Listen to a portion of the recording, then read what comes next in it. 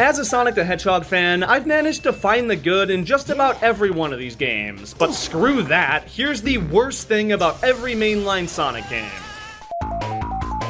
Sonic the Hedgehog 1991, Inconsistency. Classic Sonic games are built around the philosophy of trial and error. Your first couple runs will be fun but sloppy, and as you learn the stage layouts, you can react to things in time and get through smoother and faster. The first game is the only classic entry that doesn't fully commit to that though, with levels that swing between being sandboxes for Sonic speed and slow, boring obstacle courses. Green Hill, Spring Yard, and Starlight Zone are great, but the other half of the game juxtaposes them in the worst way and punishes you for wanting to go fast. It doesn't just kill your momentum, it kills you. At least future games stuck to what worked, but it makes this first one the worst classic game to revisit in my opinion. Sonic the Hedgehog 2, Insta-Deaths. This is something all these classic games suffer from, but with how peaked this game is, it's one of the only recurring issues I have with it. The ring system is here in the first place to allow players to tank a hit and not die, and being crushed in all kinds of ways throughout, sometimes because of intended traps, and other times because you run into something just a pixel off, is really frustrating. It feels more like a bug than it does an intended challenge. It's probably the worst way you can die in any of these classic games. Sonic CD, Boss Fight. You may have seen this one coming, but this game's got some of the most underwhelming fights in the series, especially by classic Sonic standards. It doesn't even lack good ideas. Fights like this one where you're underwater and absorb bubbles from Eggman's mech to expose him are cool ideas, but they're either stupid easy or the most basic things out there. Sonic 3 and Knuckles, The Barrel of Doom. This game's another near-perfect installment, so when you see something like this, it sticks out like a sore thumb. In Carnival Night Act 2, you play through a pretty good little casino level, and it scatters a bunch of these colorful barrels around that either move in a set pattern or can be played around with to gain extra height. They're honestly pretty fun and not too different from gimmicks you'd see in other levels, but the way you control these barrels goes against everything else the game teaches you. This part toward the end locks you in a room with one of these, and you have to lower it enough to sneak under and progress in the level, which seems fine, you know? When you jump on these, they give a little feedback, make you jump higher, and look like they get lower and lower. No, that's not how you do it? Apparently not. You're instead supposed to stand completely still on top of it and use the up and down arrows to move it. Why? It's the only time where you give up control of Sonic to control something else. It breaks any flow this level had before and just feels jarring, counterintuitive, and out of place. Sonic 3D Blast, Controls. I won't criticize the isometric perspective or even the boring gameplay itself, but it controls like ass. The D-pad does not give you enough precision, and it makes even moving through these basic environments to complete stupid simple tasks feel impossible for all the wrong reasons. Sonic Adventure, Amy Rose. There's a couple things to pick from in this game. The camera is super dated, the overworld just isn't that fun to traverse, and some gameplay styles kinda stink. So why not take the character that suffers the most in each of those areas? Amy's gameplay is slow and revolves around running away from a giant robot the entire time, which brings with it a slew of additional camera issues and this repetitive high-pitched beeping noise. The upside is that there's only 3 of these action stages, and she has a nice little story arc, but it's the least enjoyable of the 6. Yeah, worse than Big. Sonic Adventure 2, absolutely friggin' nothing. No, Meteor Herd. I'm not the biggest fan of the Knuckles and Rouge levels to begin with, but they're not bad, except for this specific Knuckles stage, which gives me AIDS every time I play it. It's cool that it takes place up in space, and the layout of the area itself is rather inoffensive, but the emerald placements are outright atrocious. Some of these are placed randomly up in the sky, and you have to aim a glide into them, which is both hard to find and actually hit, but the worst one is hidden inside of this meteorite. How are you supposed to even find this? It took me forever as a kid, and I probably just got lucky with the placements eventually, but this is ridiculous. The Sonic Advance Trilogy, Special Stages. I'm grouping all the Advance games together for this because not one of them makes the Chaos Emeralds remotely fun to collect. They all hide a special stage spring in levels, which can range from slightly harder to find than the classic big ol' rings to nearly impossible. And for the stages themselves, the first Advance game makes you fall down this trippy red pipe and collect rings. Good luck with that perspective. The second one's a bit better, giving you a taste of 3D gameplay on the GBA, but it's confusing and not good. And the third one is kinda neat with Tails' plane and better controls, but is unfairly difficult. And the worst part is that even when you obtain all 7 emeralds, you can't go super in levels. It's only for the true ending of the game, which sucks. These are some of the most grindy and challenging special stages in the series, and the reward is minimal as f***.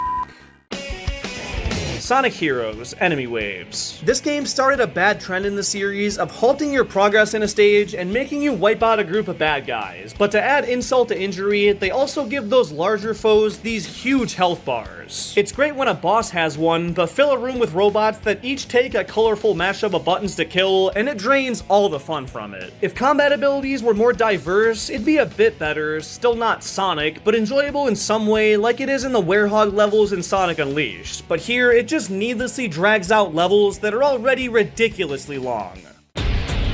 Shadow the Hedgehog, multiple fake endings. I won't go into how excruciatingly difficult it is to get the true ending in this game, because most people that play it won't be going for that, but the fact that there is a definitive ending when there's also 10 branching endings you can choose from just makes no f***ing sense. Why give the player so many options and make them feel like they have control over how it's gonna play out just to go back on that and have one actual timeline of events? What a waste. Sonic Rush. Again, boss fights. I know I said the same thing for CD, but these aren't good for opposite reasons. Most fights in this game are incredibly easy to beat, with predictable patterns and way too obvious weaknesses, but they're dragged out way too long the further you get into the game. Fights like the Egg Hammer Fortress and the Egg King have like 2 or 3 simple attacks and make you wait around forever to hit them, and the final boss versus the Egg Salamander flips that on its head with a crazy difficulty spike and pretty long runtime. They're not the worst thing out there, but this game is a pretty inoffensive one overall, so it doesn't excel in many ways, but suffices all around. Sonic 06, lack of polish. This game gives me a lot to choose from, but I really didn't mind the story. The level designs are pretty good, honestly, and if the gameplay was fine-tuned and worked as it should, I think it'd be considered one of the better Sonic games. Project 06 is clear evidence of that. But yeah, this released version doesn't have that luxury. It's just unfinished, with glitches galore, tons of lag, and ungodly load times. The bugs are the worst part though. You'll get killed in so many new and frustrating ways over the course of a playthrough, and some of them are just laughably bad. This is the first level, the most tested one in the game. How did this get past anybody? Sonic Rush Adventure, too much fluff. Despite following up a game that has some pretty solid 2D Sonic gameplay, this one puts those more traditional levels almost on the back burner, and instead shoehorns in all kinds of playable vehicle sections that are a total waste of time. You ride a jet ski, take control of a submarine, and have to sit through so many prolonged cutscenes for a story that's pretty freaking run-of-the-mill. But even when you finally get to a regular stage, they're some of the shortest Sonic levels I've ever seen. I mean, come on. Sonic Unleashed, optimization. So many aspects of this game are amazing. Visually, it has yet to be topped. It houses some of the most unique levels in the series with the best boost designs of all time. It tells a great story that strikes a balance of scale and seriousness, and even the Werehog gameplay is good for what it tries to do. The optimization on PS3 and Xbox 360 consoles, however, is downright unforgivable. It runs miserably in most of the combat sections in the nighttime stages, and anytime action gets a little too fast during the day, which happens a lot with Sonic. And the biggest sin is that it's been trapped on those consoles since 2008. Would a PC port be that hard for Sega? I mean, a bunch of fans did it with Unleashed recompiled, and it looks f***ing perfect. If you want me to make a video about that, let me know below. But the fact that there's not an official way to play this on modern consoles is stupid. Both episodes of Sonic 4, gameplay. Calling yourself Sonic the Hedgehog 4 takes some cojones, but they didn't even come close to matching the expectations that come with that. Taking on the modern art style is all fine and dandy, but the gameplay itself feels nothing like the trilogy it attempts to succeed. There's no kind of momentum physics, a homing attack in 2D, and some of the most bland level designs we've ever seen. It hardly plays like a Sonic game, let alone one of the classics. Sonic Colors, the writing. Now, with this game being exclusive to the Wii, they wanted to make a plot that appealed to everyone, and took on a more lighthearted and cartoony tone, and they kinda achieved that, but it makes it unbearable to anyone with a semi-developed brain. He loves to hear his own lips flap. The jokes are just such low-hanging fruit. Sonic thinks everything he says is peak comedy, and it's just hard to watch. Can't take this thing back, so I'll give you an extra large clobbering for nothing. Hope you're hungry. There's so many quotable lines in this game for how cringe and forced they feel, which from a self-aware perspective could be enjoyable, but I know they did this unironically, and it hurts. I know, I've already written it down. At least Eggman's handled pretty well, but they toned down his menace factor and made sure of it by incorporating Borbot and Cubot, who just bicker and are really dumb. There is nothing redeeming about this writing. I know it's the first game written by these guys, but they never developed into anything good, so don't worry.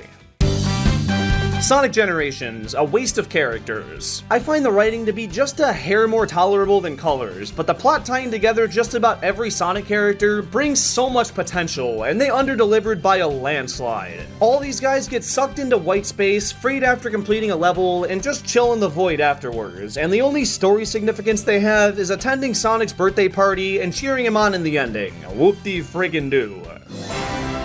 Sonic Lost World, the run button, the most forbidden word in Sonic. That's 3 words! You take a series that specializes in speed and lock that trademark ability behind holding the ZR button. It's just terrible. At that point, it barely even feels like a Sonic game anymore. Replace him with any other platforming character, and nothing about it really changes. The parkour ability was a fun idea, but they almost never used it, and if that's the excuse for a run button, then it's not a very good one. And if you want to blame it on the developers wanting to challenge the players with platforming and then being worried about the speed being too much to handle or some shit, fine then, give them a walk button instead. This is backwards any way you look at it. Sonic Mania, reuse levels. Now, a lot of these games recycle levels, but for the first true successor to Sonic 3 and Knuckles, you'd hope to see some fresh and innovative new environments, but this game only has a couple of those, which are awesome, yes, but are outnumbered by remakes. I mean, did it have to start with Green Hill yet again, and were people begging to see Oil Ocean make a grand return? Come on.